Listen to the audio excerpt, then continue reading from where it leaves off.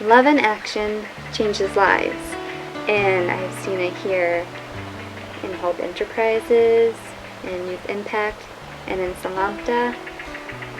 That love that tells someone that they have value can change a life significantly. The reason that we come to Ethiopia every year is to build relationships. We've built relationships with organizations, bringing them together with Salamta and Youth Impact and Hope Feeding Centers and Young Life Addis. They can all come together and work together to change Ethiopia. We can't do that by ourselves, but they live here and they can make the changes in their culture that need to be made. And we've been able to bring them together in a way that they might not have made those contacts before. So I think that's an important reason why we come as a group every year, why we've established ourselves here and gotten to know people. I've never been to a third world country. I know that there's poverty, I know that there's sickness, but seeing it on such a massive scale, and probably one of the things that hit me most, or hardest rather, is going to the men's feeding center. Again, I know people are hungry, but just seeing it firsthand on such a massive scale, and after the food ran out, seeing how many more were left.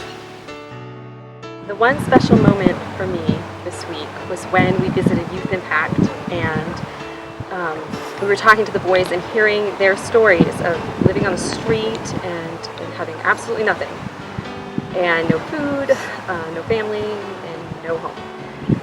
And how incredible the relationships that they developed that brought them into Youth Impact, and it brought them to Christ and empowered them. And their lives have been transformed just by someone coming and loving them, talking to them, treating them like human beings. Was then motivated to go out and do the same thing for somebody else. My heart for Ethiopia resides in Salamta. I love all of the kids there. I've, gotten to build such great relationships with so many of the kids there. And it was amazing to be there for the first club when Young Life came in, and there were probably about 80 kids crammed into this small room with the Young Life staff, and they just played games, and they were dancing, they were singing, they talked to the kids, they sang songs. It was a really great time. They played a game where they tricked one kid into eating 7 bananas blindfolded because he thought he was racing someone else, and then it turns out he just blindfolded him and we watched him eat 7 bananas. It was really funny. It was really exciting to watch that interaction between Young Life and Salamta. So my very special moment this time was in the middle of a field at Bishangari in a wildlife preserve under a tree with our friend Ishi. And Ishi had gotten to a point over 4 years of people praying for him and talking to him and investing in him. He made the decision and he was ready to open his heart up to Jesus. I had good discussion with Ethan.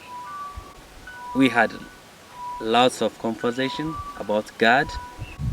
Today I was ready for Jesus. So now I just open my heart to Jesus with Terry, and she prayed for me. Praise the Lord when it comes out easy. Praise the Lord on top of the world. Praise the Lord, 'cause in every moment Jesus Christ is Lord. Even in the middle of the joys of life, there is always grace enough today to Praise the Lord.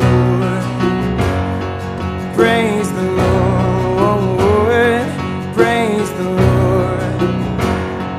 Won't you praise the Lord? Praise the Lord. With the wind on your shoulders, praise the Lord. I think what I'm going to take home with me from this is the example that I've seen of the capacity for love. The people that you meet, some of the moms in Salamta just coming up to you and saying, I love you. Seeing the kids say, I love you. And they barely know us. And it made me realize that I have a very limited number of people that I would say that to. You know, I might feel love for people, but I don't let that grow to the capacity that it needs to grow to, and I don't express that as openly as people do here, and so that was challenging to me. There is grace for today, so praise the Lord.